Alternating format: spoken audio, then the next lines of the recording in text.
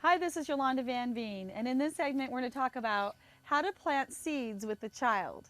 So the materials that you will need are some seeds,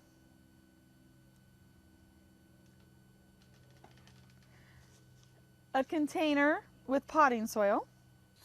So first step, take a container and fill it with soil. Next step, put some seeds right on the top of the soil and then kind of spread them out. You want to just spread them out a little bit? Okay. Next step, cover the seeds about a half an inch to 1 inch.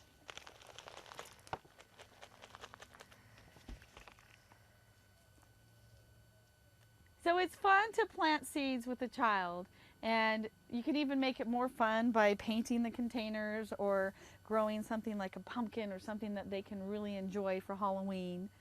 But the key is to make it fun, and you can watch the results by just checking on your seeds, water them well, and they'll keep growing, and you can enjoy the fruits of your labor.